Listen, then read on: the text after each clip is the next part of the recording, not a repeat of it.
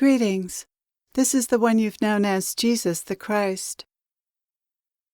I'm sure you're all interested in having a quieter mind, and I have a practice for you today that will help with that. Like all practices, this one's very easy. The hard part is remembering to do it, so that will be up to you.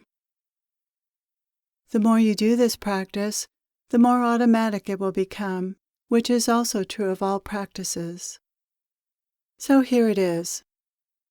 As you go about your day, or even in meditation, when a thought arises about the past, the future, another person, or anything else that presumes to know something, say to yourself, "I don't really know that," or "Who knows?"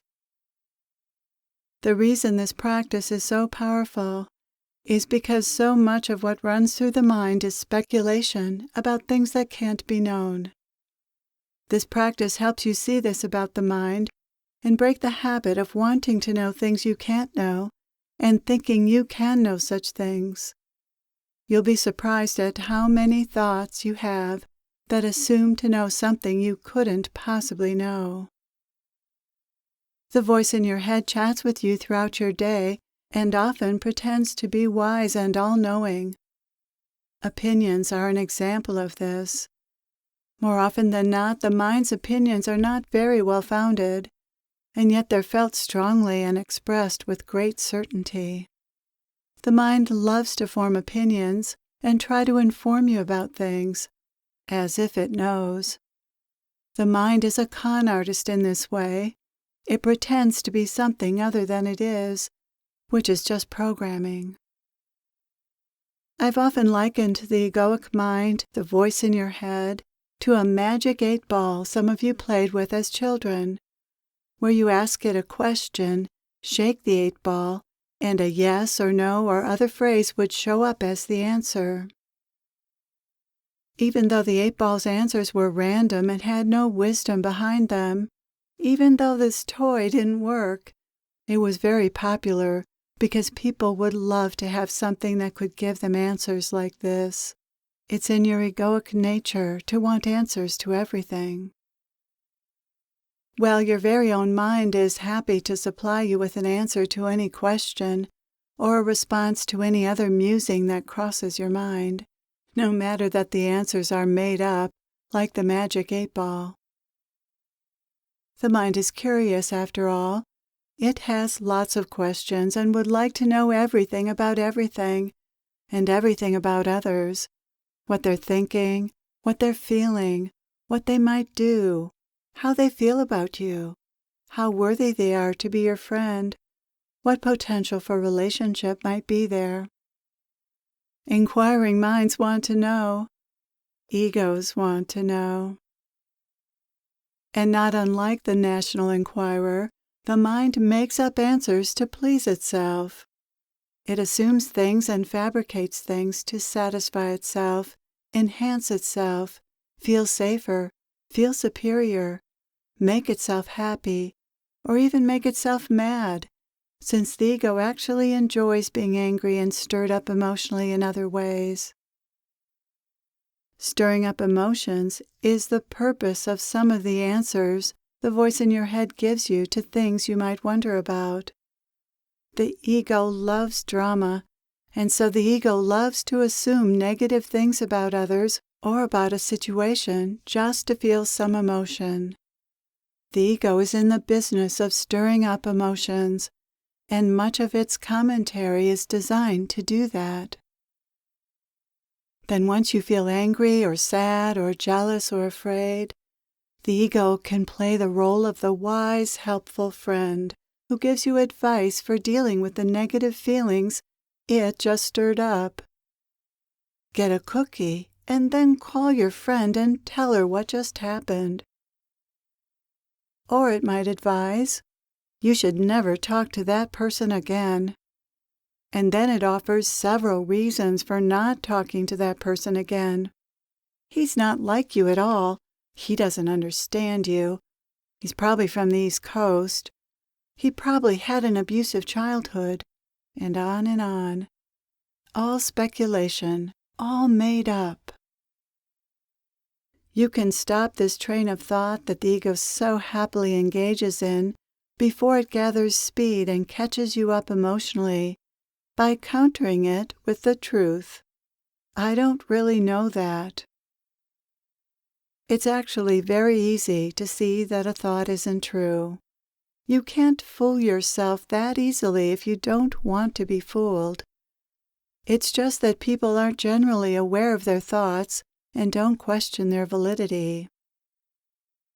People assume their thoughts are true. How interesting. If this weren't so, you'd see through the ego quickly. It would be obvious that something very weird is going on inside your head. It's surprising that people don't question this voice and see how detrimental and often silly and irrational it is. The only explanation is that you're programmed to believe the voice in your head, and that's the truth. You're programmed to believe the programming that is the ego and the voice in your head. So if you don't really know if something's true, will you believe it anyway? The ego will. Many people continue to believe things they aren't sure about or things they simply want to believe. To the ego, it doesn't matter if something is true or not. To the ego, pretending to know is as good as knowing, since it doesn't want to admit to not knowing something. That would look stupid or weak, and the ego will pretend to be smart and strong even when it doesn't know something. Knowing, or at least pretending to know, is a survival strategy, and the ego is all about survival and coming out on top. But you, the one I'm speaking to right now, knows better than to believe just anything without adequate evidence. You are not the irrational ego. You have an ego, but you are not your ego. And the proof of this is that you can see the truth in what I just said. What sees the truth and is willing to see the truth? You can choose to believe something that you don't know to be true and can't know to be true, and plenty of people do this. That's your choice, although most people aren't consciously choosing to be fooled by their own mind.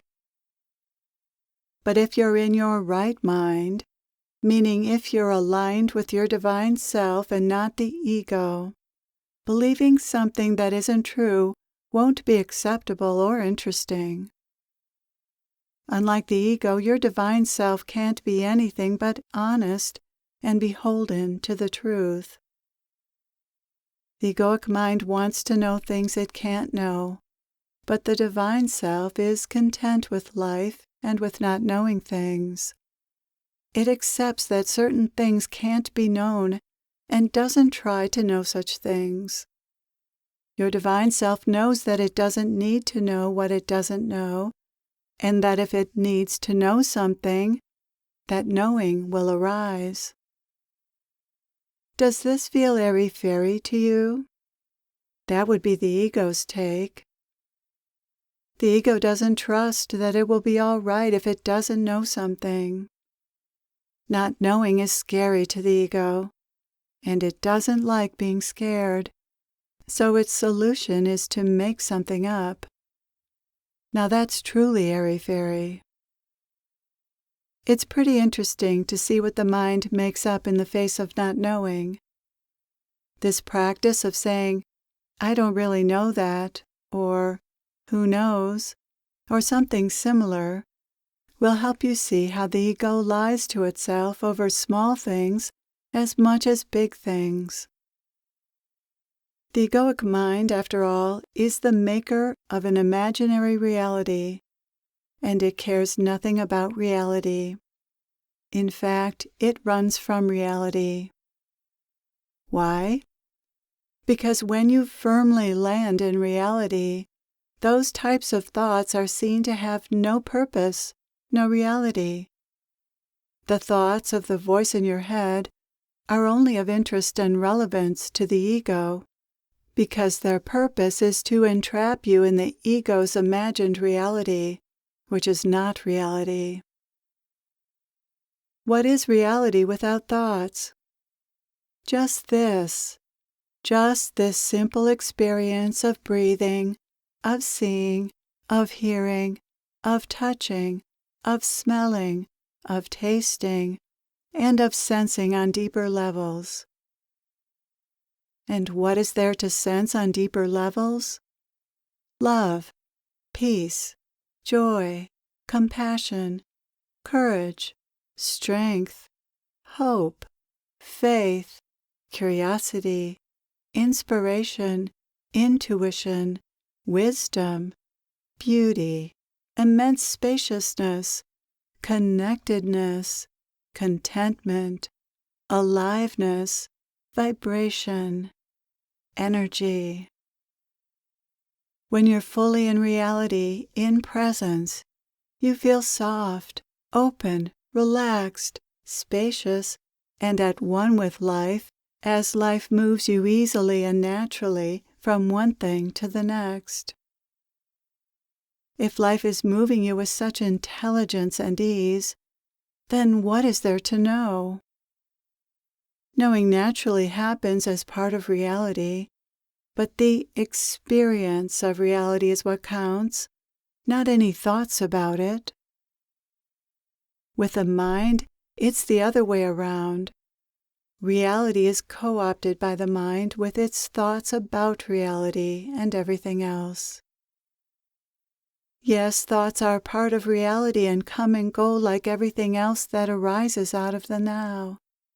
But they don't satisfy you or bring you joy like breathing, seeing, hearing, and sensing in other ways does. These are experiences, real experiences, while thoughts interrupt experience and take you out of experiencing and land you in an imaginary reality, one cut off from reality. Your creative imagination and rational thought processes are valuable tools, but the voice in your head is something else. It's actually anti-life, anti-reality, and anti-love. It is your nemesis, and it's best to see this now. The voice in your head is not your friend, and it's particularly not a wise and helpful friend. So please, dear ones, do this practice.